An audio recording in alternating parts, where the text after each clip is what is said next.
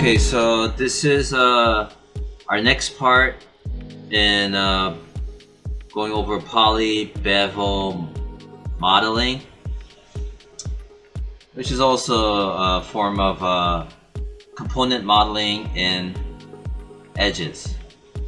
Okay, so I'm gonna grab this one right here, my middle block, and we're in our channel box right now.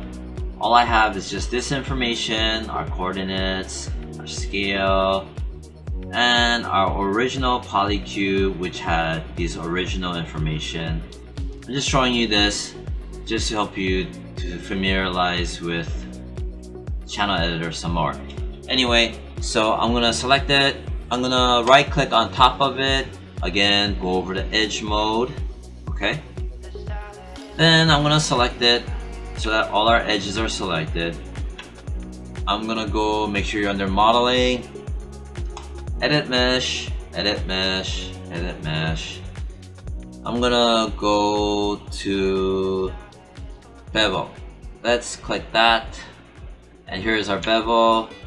Obviously it doesn't look right, and I'm gonna try to type in our original number. We had 0.075,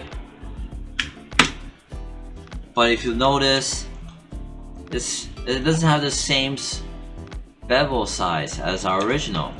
We would think it would have if we use the same bevel measurements, this guy would be the same, but it's not.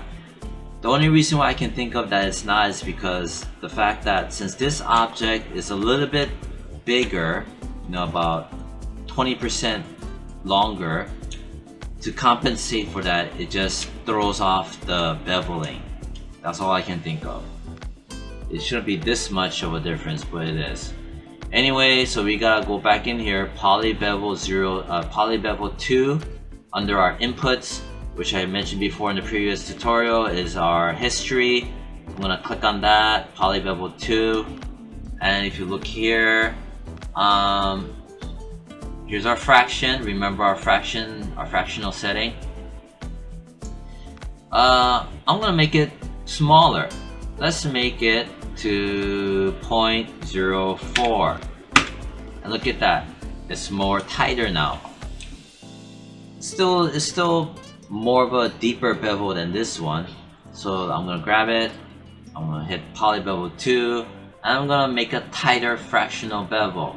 I'm gonna go type in 0.035, and there's it is, tighter.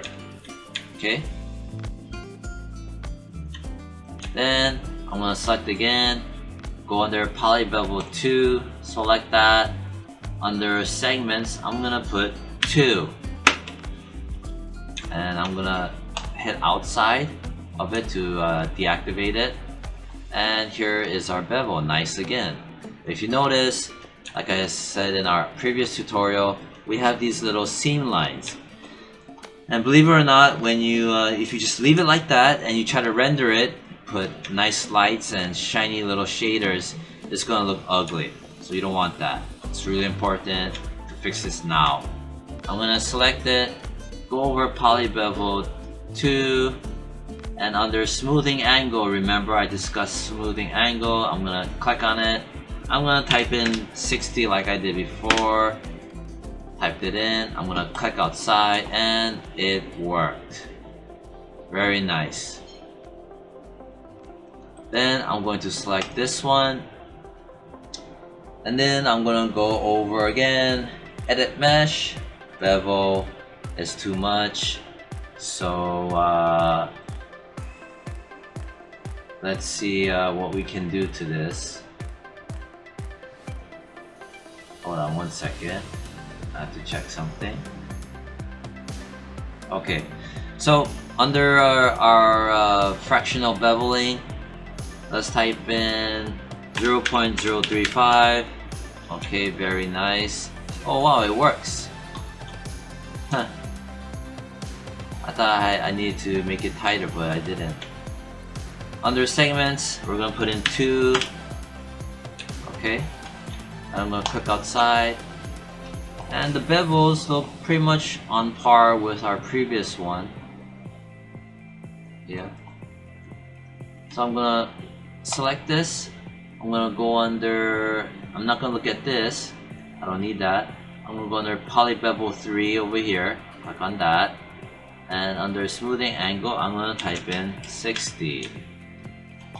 Now it's nice and smooth. Okay.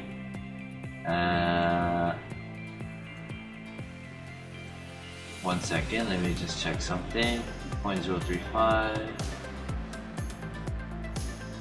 0.035, right. Okay.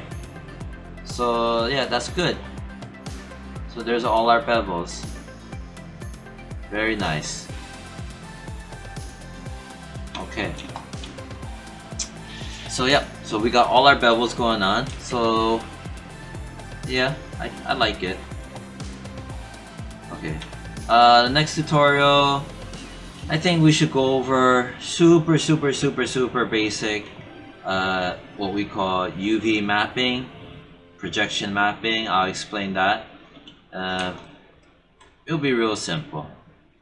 Okay, and that's it.